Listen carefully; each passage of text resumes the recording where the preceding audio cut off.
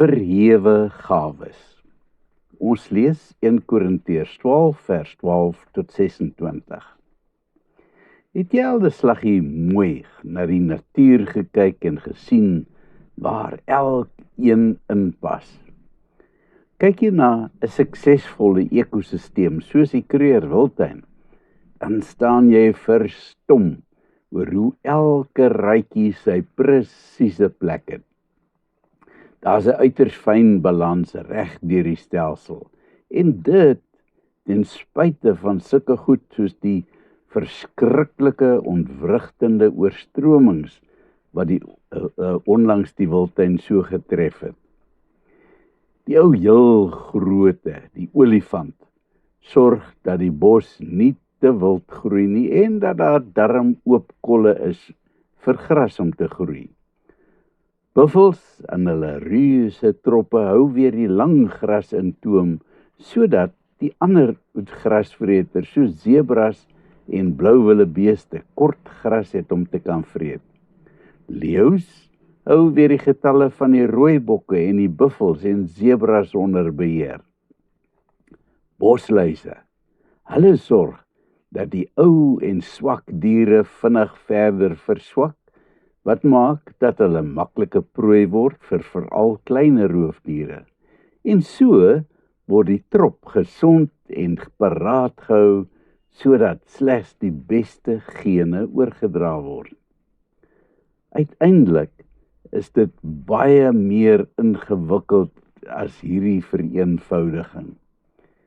Die natuur is soos 'n baie delikate oorlosie met fyn en uiters ingewikkelde radwerk.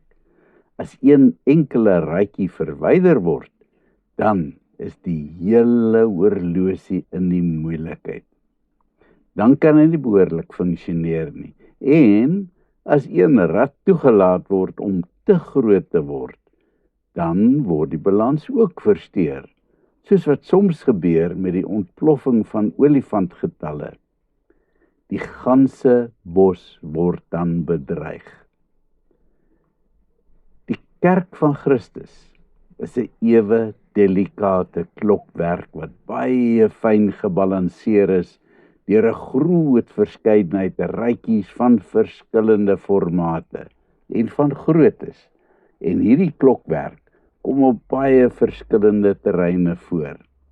Nie alleen bestaan die kerk uit 'n groot groep verskeidenheid nasionaliteite, etniese groepe, kleure, tale, volke, ryk en arm nie, maar daar's ook 'n groot verskeidenheid van aanbiddingstyle onder gelowiges. Gister het ons gesels oor die verskeidenheid van geestesgawes. In vandag se gedeelte wil Paulus illustreer dat al die verskillende gawes tog 'n eenheid vorm.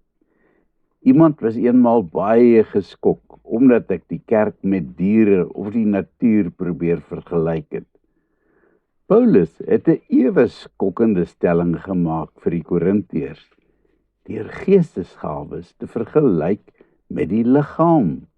Skokkend, want die Korintiërs het die liggaamlike absoluut verag.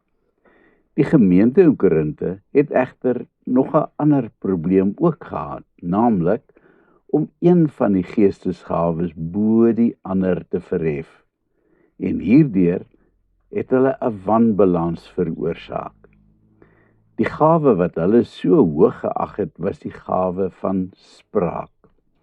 Met hierdie gawe was jy verhewe bo die res, want dan het jy die klinkklare bewys gehad dat jy die Heilige Gees in jou het en dat jy deur die Gees praat. Die res was 'n pilaarvlak. Dus wou almal slegs die gawe van spraak beoefen. Sodoende het daar 'n wêreldse klasseskeiding in die gemeente ontstaan. En dit het so erg geraak dat mense met hierdie gawe hulle self eksklusief as Christene beskou het. Dit het 'n soort van 'n modegier geword. Daarom het Paulus hierdie absurde vergelyking gemaak met die liggaam, om te wys hoe belaglik hulle handeling werklik is. As hulle uit 'n liggaam bestaan met baie ledemate, verduidelik hy, en dan as die liggaam slegs uit een enkele eksklusiewe ledemaat bestaan het, sou dit net eenvoudig nie kon werk nie. As die hele liggaam byvoorbeeld net oog was, sou dit 'n tragedie wees, want hoe sou jy kon hoor sonder die minderwaardige oor? Dit sou 'n baie vreemde en beslis bizarre situasie afgee. Op dieselfde wyse is daar 'n groot verskeidenheid geestelike gawes nodig om die liggaam van die kerk behoorlik te laat funksioneer. En die een is nie verhewe bo die ander nie. As almal byvoorbeeld net wou profeteer en in tale praat, sou daar 'n reuse wanbalans in die kerk wees. Verseker is hierdie gawes belangrik, maar ons moet versigtig wees om nie 'n enkele gawe uit te sonder en dit te verhef bo die ander nie.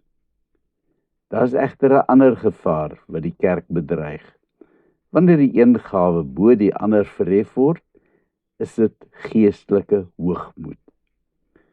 In Korinte het die rykes en die vernaames op die onaansienlikes neergesien. Die rykes was uiteraard die slim en geleerde mense, en vir die armes wat nie opleiding kon bekostig nie, was dit ook nie beskore om die nuwe gier van spraakgawes te bemeester nie. Ek het jou nie nodig nie, sê Paulus, is die reaksie van die rykes teenoor die armes, omdat hulle nie die eksklusiewe gawes het nie. Paulus raak amper banaal as hy steeds die liggaamsdele met mekaar vergelyk en dan tot die slotsom kom dat die dele waaroor ons nie eers wil praat nie, net so 'n belangrike plek inneem as die hoog verhewe oog. Ek is al verskeie male aangeval omdat ek sekere geestesgawes nog nie bemeester het nie.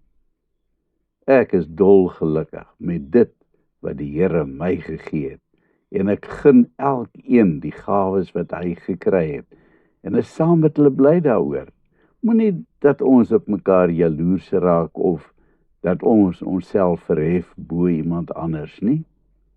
Onthou altyd waarvandaan jou gawes kom en leef in afhanklikheid van God. Kom ons bid saam. Dankie vir die gawes wat U my gegee het, Here. Help my om dit in nederigheid te gebruik. Amen.